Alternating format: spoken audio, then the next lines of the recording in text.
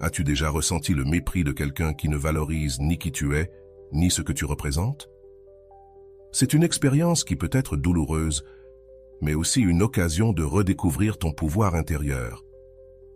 Dans cette vidéo, nous allons explorer comment le stoïcisme et les actions silencieuses peuvent transformer la manière dont tu affrontes le mépris. Ici, il ne s'agit pas de chercher la vengeance, mais d'apprendre à maintenir ta dignité et à démontrer ta force sans avoir besoin de mots. Imagine que chaque regard dédaigneux, chaque commentaire blessant ou chaque acte de rejet se transforme en une étincelle qui enflamme ta résilience. Ce que tu apprendras ici ne fera pas seulement trembler ceux qui te méprisent, mais cela te permettra aussi de construire une vie fondée sur le respect et l'amour de soi. Cette vidéo ne parle pas d'eux. Elle parle de toi et de la manière dont tu peux utiliser le mépris comme un tremplin vers une version plus forte et plus sûre de toi-même. Reste avec moi car à la fin de cette vidéo, tu comprendras non seulement comment le silence peut être plus puissant que n'importe quelle réponse, mais tu auras aussi 10 actions pratiques basées sur le stoïcisme et les enseignements de Rolando pour faire face au mépris de manière à inspirer respect et admiration. Ce n'est pas seulement de la théorie, c'est un guide pour t'autonomiser et réclamer ta place dans le monde. Mais attention, car ce n'est pas ce que tu entendrais normalement sur comment traiter ceux qui te méprisent. Ici, nous ne parlerons ni de confrontation, ni de gagner des discussions. Ce que je vais partager avec toi est quelque chose de beaucoup plus subtil, quelque chose qui change la dynamique depuis la racine, ta capacité à rester calme, à agir avec raison et à projeter une confiance inébranlable. Prépare-toi, car ce qui va suivre pourrait changer à jamais la manière dont tu affrontes le mépris. La philosophie stoïcienne nous enseigne que ce qui compte vraiment, ce n'est pas ce que les autres pensent ou font, mais comment nous choisissons d'y répondre. Épictète disait « Ce n'est pas ce qui t'arrive, mais comment tu réagis à cela qui compte. » C'est ici que commence notre voyage vers le pouvoir du silence et de l'action intentionnelle. Quand quelqu'un te méprise, son intention est de te faire sentir inférieur. Mais ce qu'il ne s'attend pas, c'est que tu répondes depuis un endroit de force intérieure. Le stoïcisme ne propose pas d'ignorer les émotions, mais d'apprendre à les contrôler. Marc Aurèle l'a résumé parfaitement. Tu as le pouvoir sur ton esprit, pas sur les événements extérieurs. Prends conscience de cela et tu trouveras la force. La première action silencieuse que tu peux entreprendre est simple, mais puissante. Ne pas réagir. Quand tu choisis de ne pas répondre au mépris, tu montres qu'ils n'ont aucun pouvoir sur toi. Rolando l'explique ainsi, « Le silence n'est pas un vide, c'est une force contenue.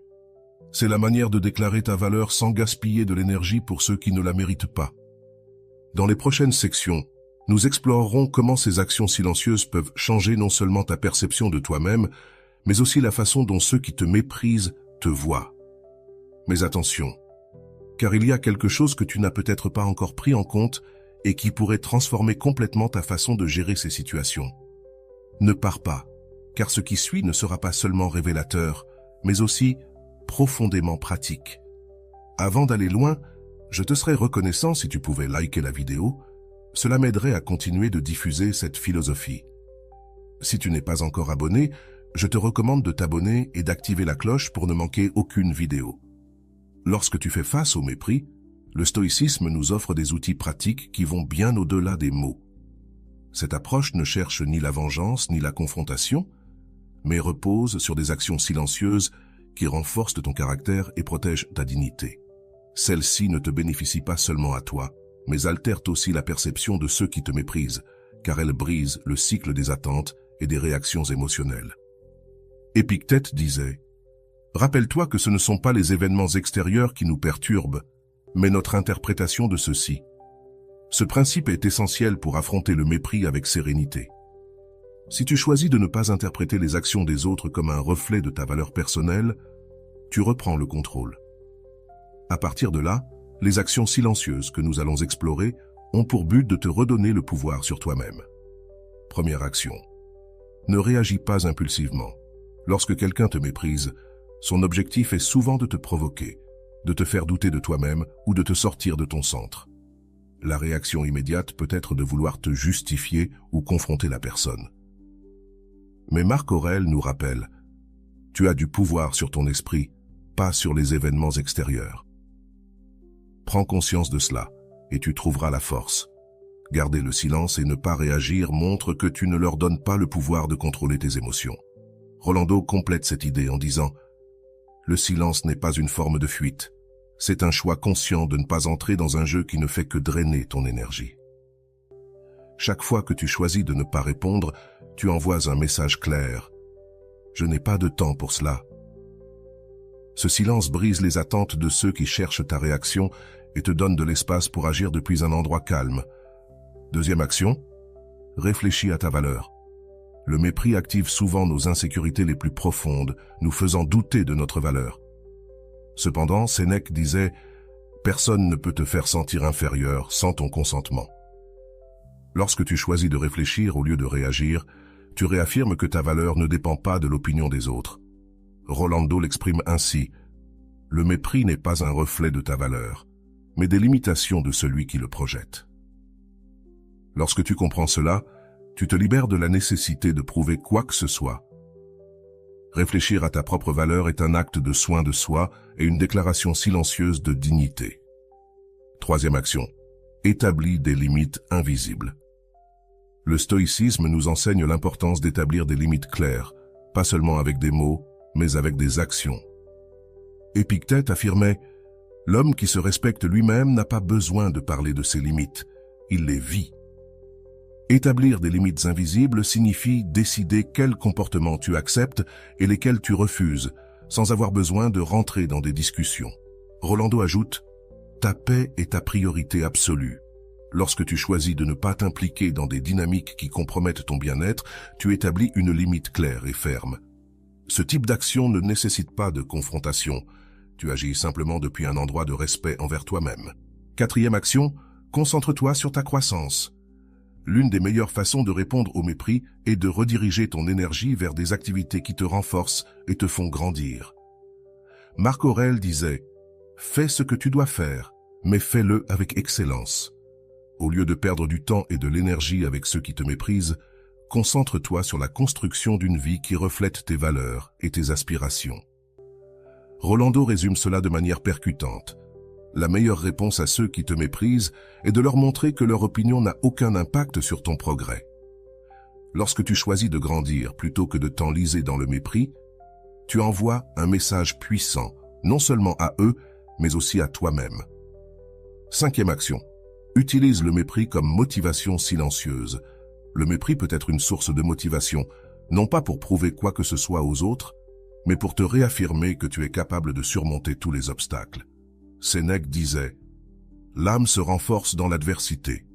Chaque fois que quelqu'un essaie de te rabaisser, tu as l'opportunité d'utiliser cette expérience comme un élan pour avancer. » Rolando l'exprime ainsi. « Le mépris ne te définit pas. Ce que tu fais avec lui, oui. Utilise-le comme un rappel de combien tu peux aller loin, même lorsque les autres n'y croient pas.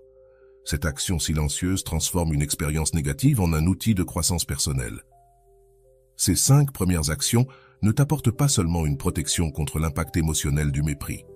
Elles modifient aussi la dynamique du pouvoir. En ne réagissant pas impulsivement, en réfléchissant à ta valeur, en établissant des limites invisibles, en te concentrant sur ta croissance et en utilisant le mépris comme motivation, tu montres que tu n'es pas seulement fort, mais aussi résilient.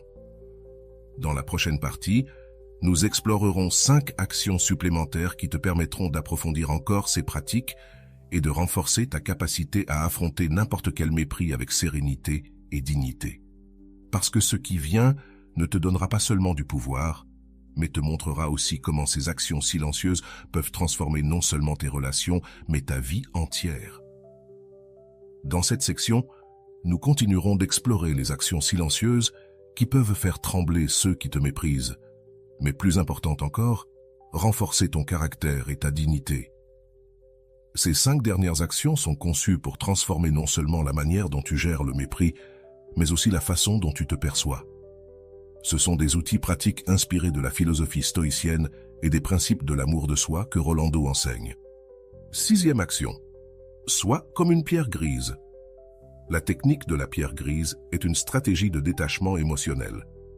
Lorsque quelqu'un tente de te provoquer par le mépris, agir comme une pierre grise signifie adopter une posture neutre, presque indifférente, qui ne génère pas de combustible supplémentaire pour le conflit. Épictète le disait ainsi, ne permets pas que les actions des autres te volent ta sérénité. Rolando complète cette idée. Être comme une pierre grise ne signifie pas ignorer tes émotions, mais les protéger de ceux qui ne savent pas les valoriser. Cette action montre que tes réactions ne sont pas nécessaires pour que les autres se valident. Tu choisis de préserver ton énergie et ta paix intérieure. 7e action. Construis une vie qui inspire le respect. Au lieu de te concentrer sur ceux qui te méprisent, concentre-toi sur la construction d'une vie qui reflète tes valeurs et tes objectifs. Marc Aurèle disait « Vis comme si le monde te regardait, mais pas pour l'impressionner, plutôt pour être en paix avec toi-même. » Ce principe t'invite à agir avec authenticité et but, sans te soucier des opinions des autres. Rolando affirme « Ta plus grande victoire n'est pas de prouver quoi que ce soit aux autres, mais de créer une vie qui parle d'elle-même. En construisant une vie riche en expériences et en réussite personnelle, tu montres que leur mépris ne définit pas ton chemin. » 8e action, pratique l'autocompassion. Lorsque quelqu'un te méprise, il est facile de tomber dans l'auto-jugement. Regarde-toi avec des yeux compréhensifs, surtout dans les moments difficiles. Cette action silencieuse te permet de te reconnecter à toi-même et de guérir de l'intérieur. 9e action, apprends à lâcher prise. Le stoïcisme nous enseigne que s'accrocher à des émotions ou des pensées négatives nous fait plus de mal que l'événement lui-même. Épictète disait « Ce qui te perturbe, ce n'est pas les faits, mais comment tu t'y accroches. » Lâcher prise du mépris des autres ne signifie pas l'ignorer, mais se libérer de son impact. Rolando l'exprime ainsi « Lâcher prise n'est pas oublier ce qui s'est passé, mais décider que cela n'a plus de pouvoir sur toi. C'est un acte d'amour propre. Ce processus n'est pas immédiat, mais chaque fois que tu choisis de lâcher prise, tu te libères d'un fardeau inutile. » 10e action. Cultive le silence intérieur. L'action la plus puissante de toutes est d'apprendre à cultiver le silence intérieur, cet espace en toi où les opinions des autres n'ont pas leur place. Marc Aurèle le disait ainsi « Cherche refuge dans ton esprit où tu trouveras calme et liberté. » Ce silence n'est pas seulement l'absence de bruit extérieur, mais une connexion profonde avec toi-même. Rolando explique « Le silence intérieur est ta plus grande force. C'est là que tu trouves la clarté et que tu te rappelles qui tu es, indépendamment de ce que les autres pensent ou disent. » Pratiquer ce silence est un acte continu qui façonne la manière dont tu affrontes le monde. Ces 5 actions finales complètent un ensemble d'outils qui non seulement te protègent du mépris, mais te permettent également de grandir à travers lui. En étant comme une pierre grise, en construisant une vie qui inspire le respect, en pratiquant l'autocompassion, en apprenant à lâcher prise et en cultivant le silence intérieur, tu renforces ta relation avec toi-même et montres que personne n'a le pouvoir de définir ta valeur. L'impact de ces actions n'est pas seulement personnel, mais il modifie aussi la perception que les autres ont de toi. En agissant depuis un lieu de sérénité et de confiance, tu envoies un message clair. Tu n'es pas quelqu'un qu'on peut facilement mépriser, mais plus important encore, tu construis une vie fondée sur tes valeurs et ton amour-propre. T'es-tu déjà demandé comment tu répondrais si quelqu'un essayait de te mépriser ou de remettre en question ta valeur? Lorsque tu ressens le poids du mépris des autres, t'arrêtes-tu à réfléchir à ce que cela dit d'eux et non de toi? Tu pourrais transformer ces émotions négatives en une occasion de renforcer ton caractère et de grandir intérieurement. Que se passe-t-il en toi quand tu choisis de ne pas réagir face au mépris? Penses-tu que ce silence puisse être plus puissant que n'importe quel mot? Si tu étais capable de faire une pause et de ne pas répondre immédiatement, comment la dynamique entre toi et celui qui te méprise changerait-elle? Lorsque quelqu'un essaie de te minimiser, as-tu réfléchi à la manière de construire une vie si solide que ces mots perdent toute force? Quel pas pourrais-tu faire aujourd'hui pour te concentrer sur tes objectifs personnels plutôt que de t'inquiéter des opinions des autres? Que signifie pour toi être comme une pierre grise dans ces situations? Dans quelle mesure permets-tu que le mépris des autres influence ton estime de toi? Pourrais-tu rediriger cette énergie vers des activités qui renforcent ta confiance et ton sens du but? Comment ta perception de toi-même changerait-elle si tu décidais que le mépris n'a aucun pouvoir sur ta valeur? Quand as-tu pratiqué la compassion envers toi-même pour la dernière fois en moment de mépris? Te traites-tu avec la même bienveillance que tu offrirais à un ami proche? Qu'est-ce qui t'empêche de te voir avec des yeux plus compréhensifs et moins critiques dans ces moments-là? Si quelqu'un te méprise, que te dit cette situation sur cette personne? Pourrais-tu la voir comme une opportunité d'observer ses insécurités au lieu d'internaliser ses critiques? Comment te sens-tu en sachant que le mépris reflète souvent plus celui qui l'exprime que celui qui le reçoit? Penses-tu qu'il soit possible de lâcher le mépris sans t'accrocher à la douleur qu'il t'a causée? Si tu pouvais laisser partir les paroles ou actions de ceux qui te méprisent, quel espace émotionnel pourrais-tu libérer dans ta vie? Es-tu prêt à lâcher le poids de ce que tu ne peux pas changer? Quand tu penses à ton silence intérieur, quelles images viennent à ton esprit? Est-ce un lieu de calme où tu peux te réfugier en moment de conflit? Si tu pouvais cultiver cet espace à l'intérieur de toi, comment cela t'aiderait-il à affronter le mépris et les autres adversités? À quelle fréquence choisis-tu la réaction au lieu de la réflexion? Si tu pouvais t'arrêter un instant avant de répondre à un commentaire, comment changerait la façon dont tu gères ces interactions? Trouverais-tu du pouvoir dans la pause? Si ceux qui te méprisent s'attendent à te voir tomber, quel impact aurait-il de te voir continuer avec dignité et sérénité? Comment leur montrer, par tes actions, qu'ils n'ont pas le contrôle sur toi, même s'ils pensent l'avoir? Comment intégrer ces actions dans ta vie quotidienne, non seulement dans les moments de conflit, mais comme un reflet constant de ta force intérieure?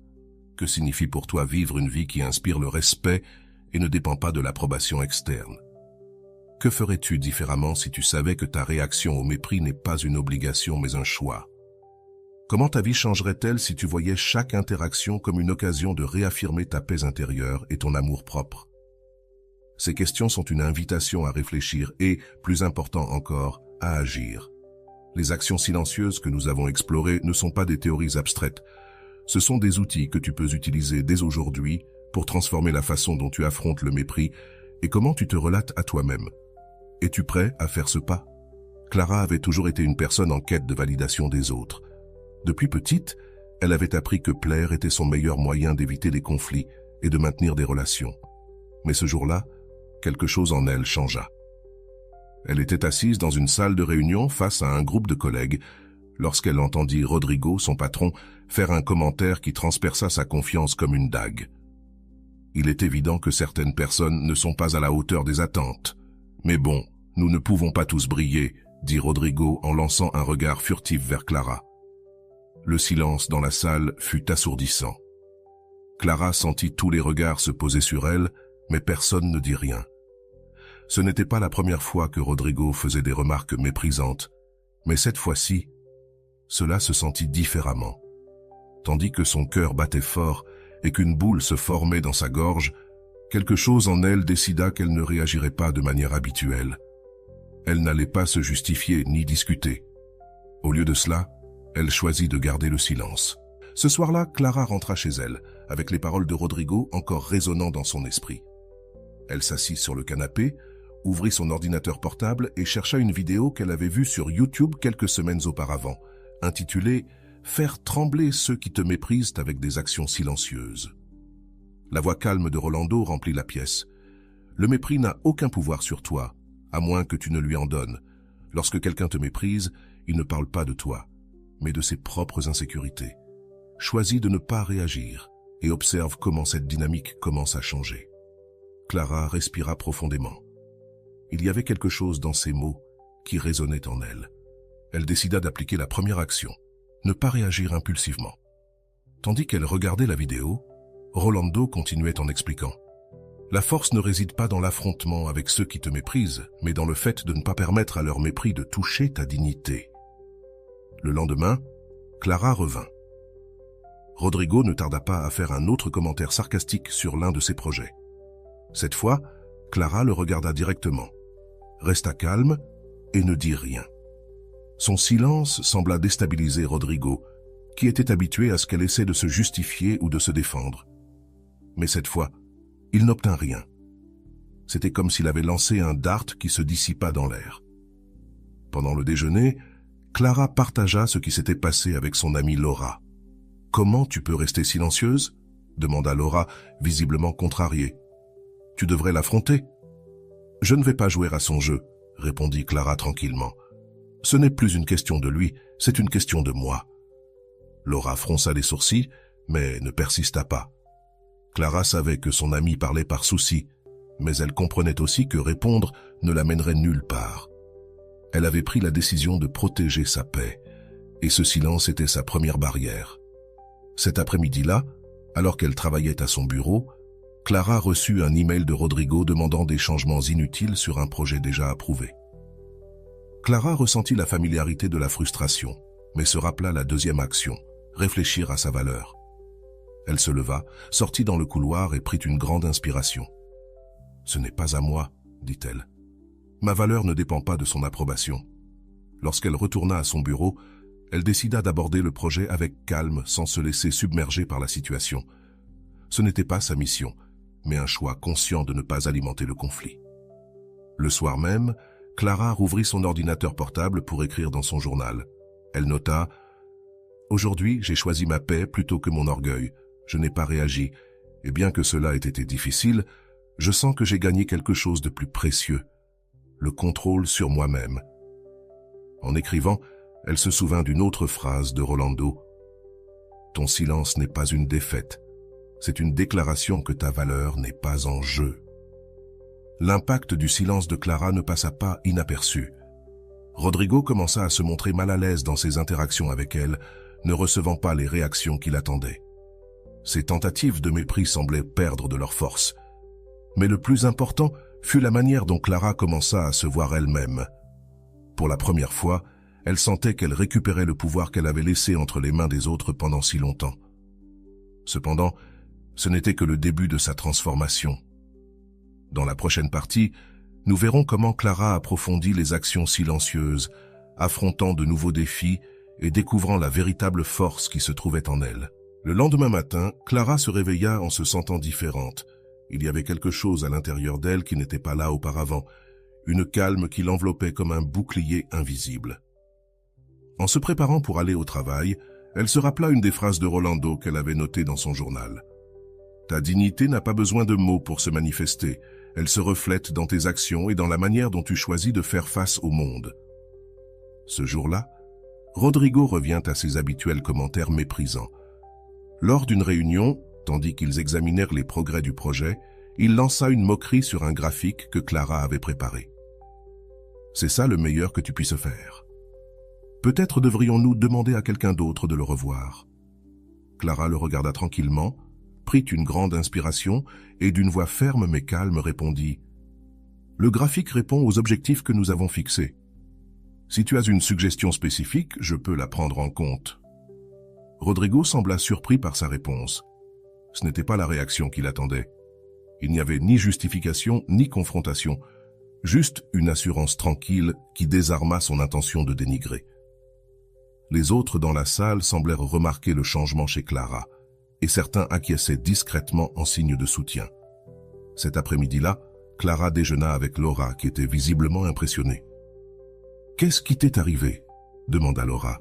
« Tu n'avais jamais géré Rodrigo de cette manière.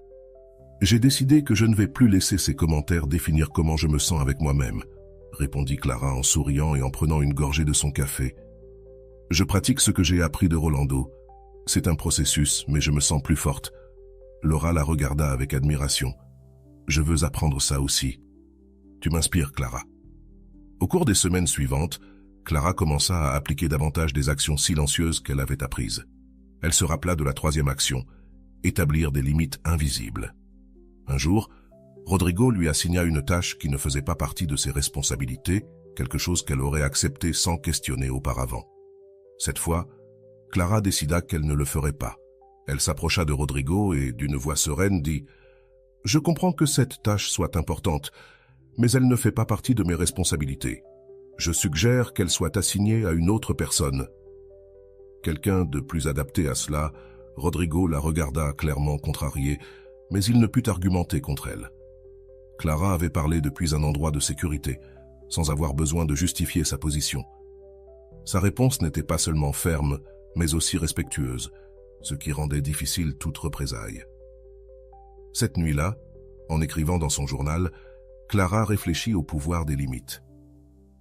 Aujourd'hui, j'ai appris que dire non est une façon de protéger mon temps et mon énergie. Je n'ai pas besoin de justifier mes limites. Je dois simplement les respecter. Elle sentait qu'au fur et à mesure, elle reprenait le contrôle de sa vie. L'impact de sa transformation ne se reflétait pas seulement dans sa relation avec Rodrigo, mais aussi dans la façon dont elle se percevait elle-même. Elle décida de s'inscrire à un cours de design graphique avancé, quelque chose qu'elle avait reporté pendant des années. Elle savait que sa croissance professionnelle était une manière de réaffirmer sa valeur, non pour les autres, mais pour elle-même. Lors d'une conversation avec Laura, elle partagea sa décision. « Je veux continuer à grandir, pas pour prouver quoi que ce soit à Rodrigo ou à qui que ce soit, mais parce que je veux être fière de ce que je fais. C'est la Clara que j'ai toujours voulu être. » Laura sourit. « Je suis tellement fière de toi. » En avançant dans son processus, Clara se rappela de la 4e action, utiliser le mépris comme motivation silencieuse. Au lieu de laisser les commentaires de Rodrigo la freiner, elle les utilisa comme un rappel que sa valeur ne dépendait pas de lui. Chaque jour où elle choisissait d'avancer malgré ses commentaires, elle sentait qu'elle gagnait. Un après-midi, tandis qu'elle revoyait quelques rapports, Rodrigo s'approcha d'elle avec une attitude étonnamment conciliatrice. « Clara, je voulais te dire que ton travail sur le dernier projet était excellent.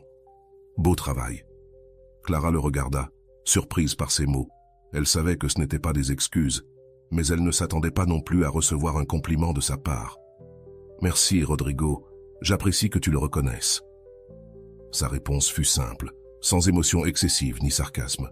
Cette nuit-là, en écrivant dans son journal, Clara réfléchit à ce qui s'était passé. « Je ne sais pas si Rodrigo a vraiment changé, mais cela n'a plus d'importance. Ce qui est important, c'est que moi, j'ai changé. Je n'ai plus besoin de son approbation et cela, c'est libérateur. » La transformation de Clara ne résidait pas seulement dans sa relation avec Rodrigo, mais aussi dans la manière dont elle faisait face aux défis quotidiens. Elle apprenait à lâcher prise, à ne pas s'attacher aux commentaires négatifs et à concentrer son énergie sur ce qui comptait vraiment, sa croissance et sa paix intérieure. Dans la prochaine partie, nous verrons comment Clara porte ses enseignements à un nouveau niveau, affrontant des défis encore plus grands et découvrant le véritable pouvoir des actions silencieuses. Un mois après que Clara ait commencé à appliquer les actions silencieuses apprises, les changements dans sa vie étaient évidents. Elle n'avait pas seulement transformé sa relation avec Rodrigo, mais elle avait aussi renforcé sa confiance en elle et redéfini ses priorités. Cependant, un nouveau défi allait mettre à l'épreuve tout ce qu'elle avait appris. Un matin, alors que Clara consultait quelques mails, elle en reçut un de la part des ressources humaines, convocation à une réunion d'évaluation. C'était quelque chose de courant dans son entreprise, mais le nom de Rodrigo, en tant que membre du panel d'évaluateurs, la préoccupa. Elle savait qu'il avait une influence considérable sur ses décisions, et la possibilité qu'il utilise son pouvoir contre elle la rendit nerveuse. Clara ferma le mail et respira profondément. Elle se souvint de la 5e action silencieuse, cultiver le silence intérieur. Elle se dit à elle-même, « Je ne peux pas contrôler ce qu'il fait ou dit, mais je peux contrôler comment je choisis d'affronter cette situation. » Cet après-midi-là, elle décida de préparer ses notes et ses réalisations calmement, en se concentrant sur ce qui était sous son contrôle.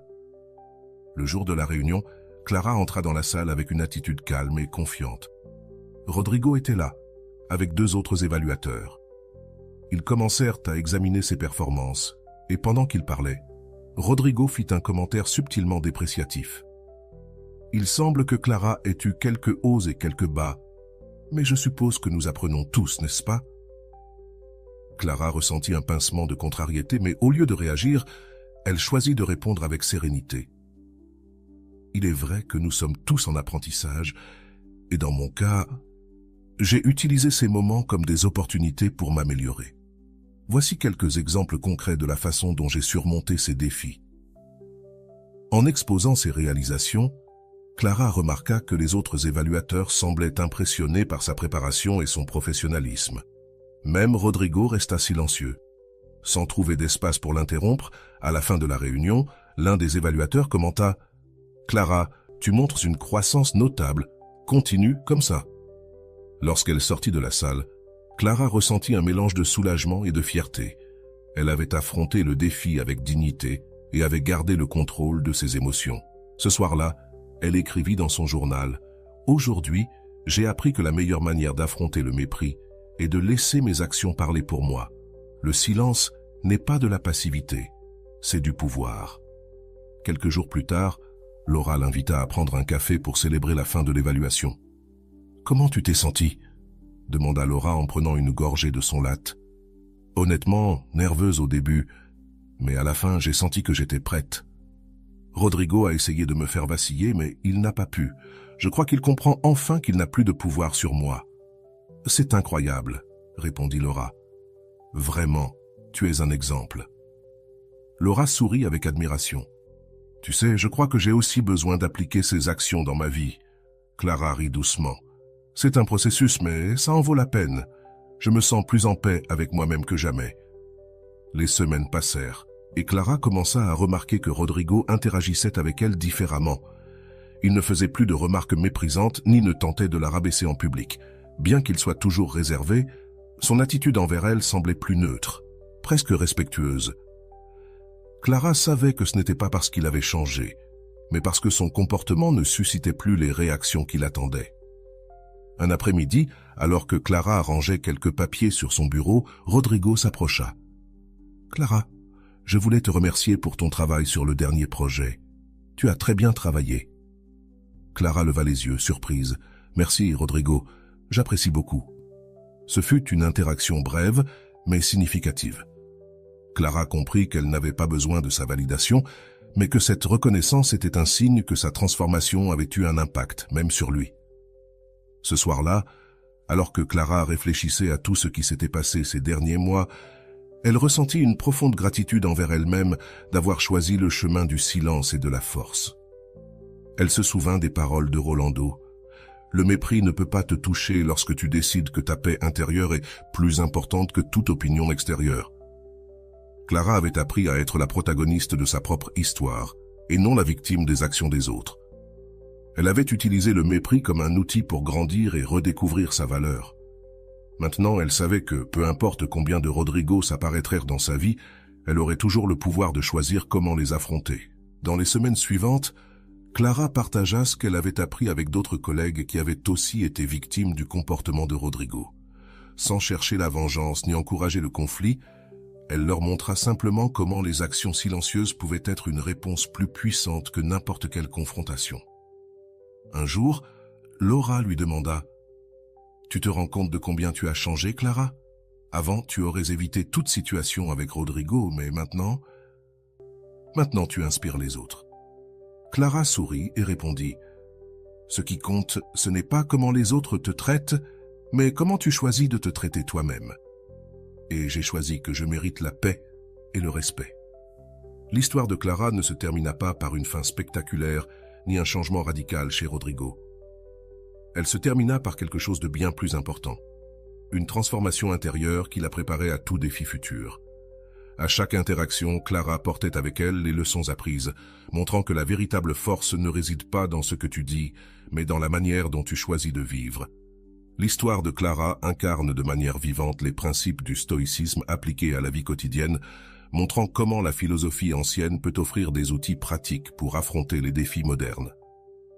Dès qu'elle expérimente le mépris de Rodrigo, sa transformation commence par un changement de perspective profondément enraciné dans l'idée stoïcienne de contrôler ce qui est en nous et de lâcher prise sur ce qui est hors de notre contrôle. Épictète, l'un des principaux représentants du stoïcisme, enseignait que ce ne sont pas les choses en elles-mêmes qui nous perturbent, mais nos opinions à leur sujet. Clara internalise ce principe en décidant que les commentaires de Rodrigo n'ont pas le pouvoir de la définir. Plutôt que de réagir impulsivement, elle choisit de ne pas interpréter ses paroles comme une menace pour sa valeur personnelle, ce qui marque le premier pas de sa transformation. Le silence que Clara a adopté en réponse n'est pas un signe de soumission, mais une action intentionnelle qui reflète un contrôle de soi. Selon Marc Aurèle, la meilleure façon de se défendre est de ne pas leur ressembler.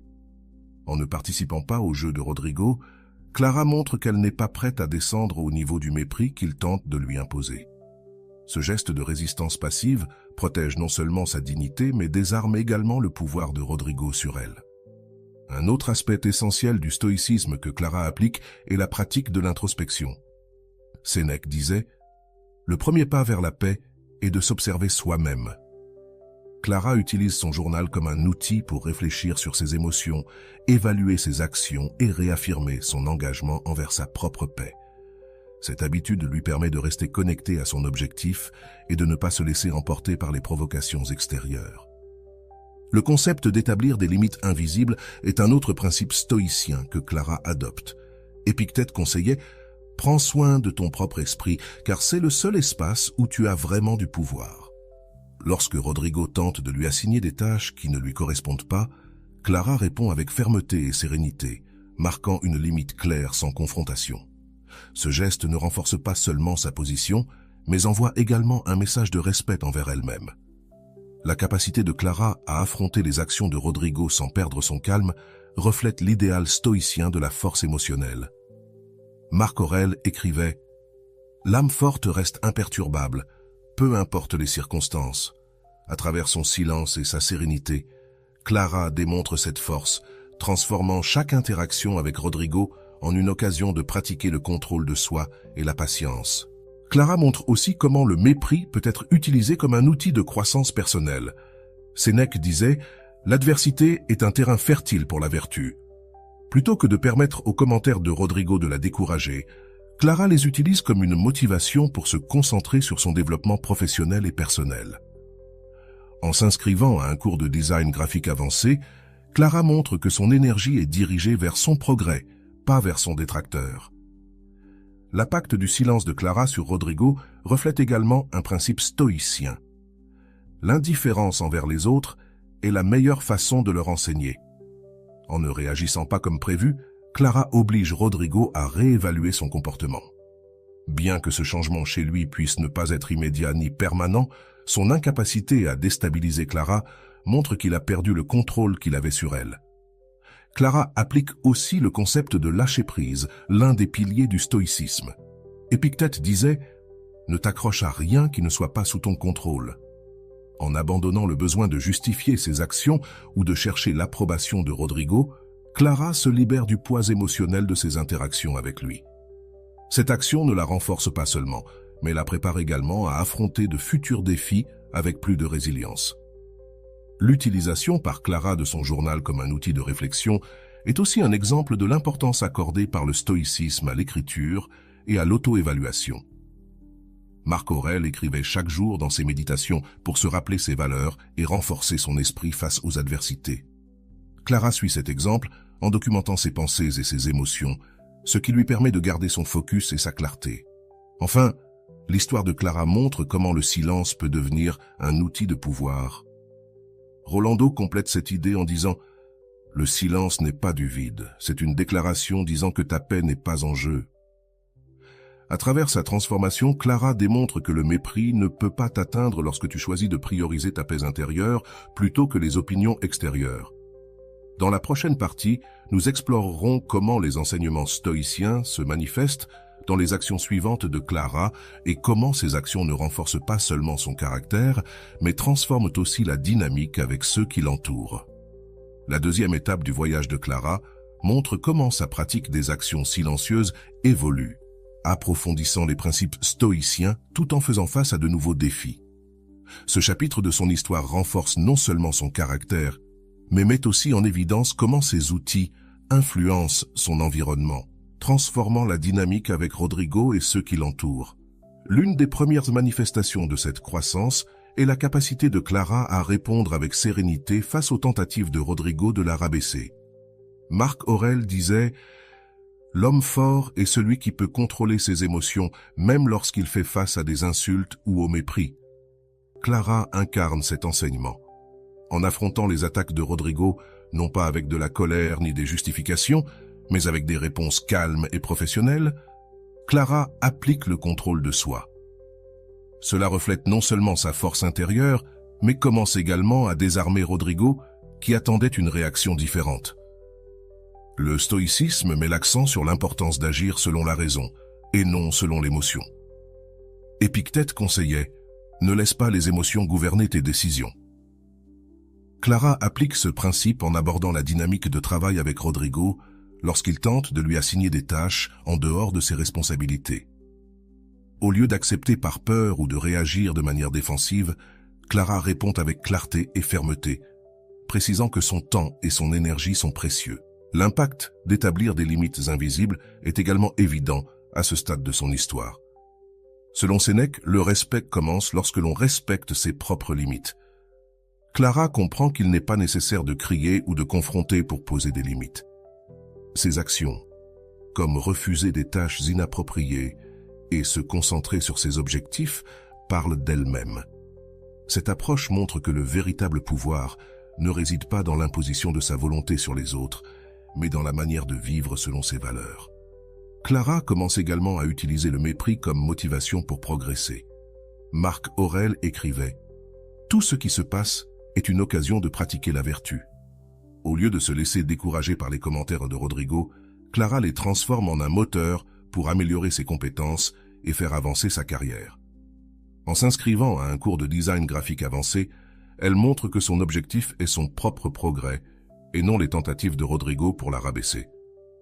Cette action reflète un autre principe stoïque. Travaille sur ce que tu peux améliorer et laisse aller ce que tu ne peux pas contrôler. Clara comprend qu'elle n'a aucun pouvoir sur les mots ou les actions de Rodrigo, mais qu'elle peut contrôler son propre développement professionnel. En investissant dans sa propre croissance, non seulement elle se renforce, mais elle commence aussi à redéfinir la façon dont les autres l'aperçoivent. L'impact de ses actions ne passe pas inaperçu dans son environnement. Rodrigo, n'obtenant pas les réactions qu'il attendait, commence à ajuster son comportement. Bien que ses commentaires ne disparaissent pas immédiatement, son ton change et devient progressivement plus neutre. Cela reflète un principe clé du stoïcisme. Lorsque tu changes de comportement, tu forces les autres à reconsidérer le leur. Le silence de Clara a aussi un effet contagieux. Laura, son amie et collègue, commence à remarquer la transformation de Clara et exprime son admiration. Ce changement inspire Laura à envisager d'appliquer les mêmes outils dans sa propre vie. Marc Aurèle disait « Sois un exemple pour les autres, non par des mots, mais par des actions ». Clara, sans le chercher, devient une source d'inspiration pour ceux qui l'entourent. La capacité de Clara à maintenir son focus intérieur reflète également le principe stoïque de l'indifférence aux choses extérieures. Épictète disait « Si quelque chose d'extérieur t'affecte, ce n'est pas l'événement en soi, mais ton jugement à son sujet. » En choisissant de ne pas réagir aux commentaires de Rodrigo, Clara montre qu'elle a appris à distinguer ce qu'elle peut contrôler de ce qu'elle ne peut pas. Un autre aspect de son évolution est sa capacité à lâcher prise sur le ressentiment. Sénèque écrivait « Le ressentiment est un fardeau que toi seul portes ». Clara choisit de ne pas s'accrocher à la nécessité de se venger ou de changer Rodrigo. Au lieu de cela, elle concentre son énergie sur ses propres objectifs, ce qui lui permet d'avancer avec légèreté et clarté. La reconnaissance qu'elle reçoit finalement de Rodrigo, bien qu'inattendue, ne change pas la perception qu'elle a d'elle-même. Cela montre son engagement envers le principe stoïque de ne pas dépendre de l'approbation extérieure. Marc Aurèle disait « Le bonheur de ta vie dépend de la qualité de tes pensées, et non des paroles des autres. » Clara comprend que sa valeur ne réside pas dans ce que Rodrigo dit, mais dans la manière dont elle se voit elle-même. À la fin de cette étape, Clara est passée d'une personne cherchant la validation extérieure à quelqu'un qui se valide elle-même à travers ses actions et ses décisions. Ce changement ne se limite pas à elle, mais transforme sa relation avec Rodrigo, mais aussi avec son travail et son environnement. Dans la prochaine partie, nous analyserons comment ces dernières leçons consolident sa transformation et quel impact elles ont sur sa vie à long terme.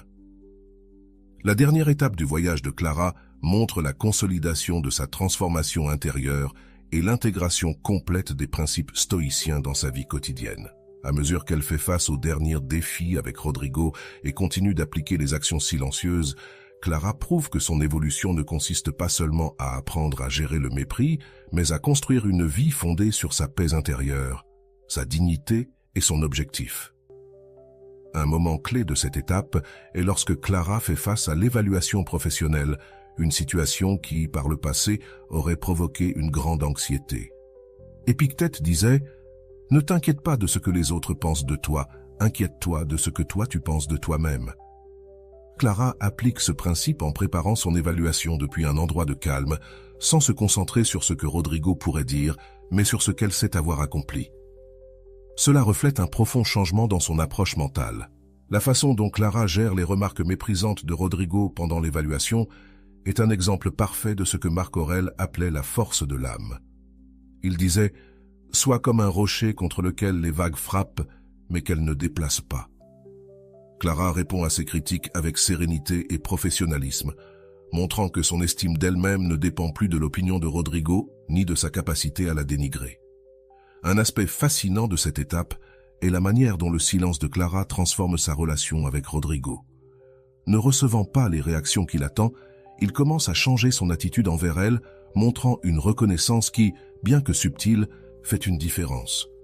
Cela reflète le principe stoïcien selon lequel la meilleure manière de faire face à ceux qui te méprisent est de ne pas leur ressembler. Clara ne cherche ni vengeance ni approbation. Elle agit simplement depuis un lieu d'authenticité et de sécurité. Clara continue également de progresser dans son développement personnel et professionnel, en s'inscrivant à de nouveaux cours et en partageant ce qu'elle a appris avec ses collègues.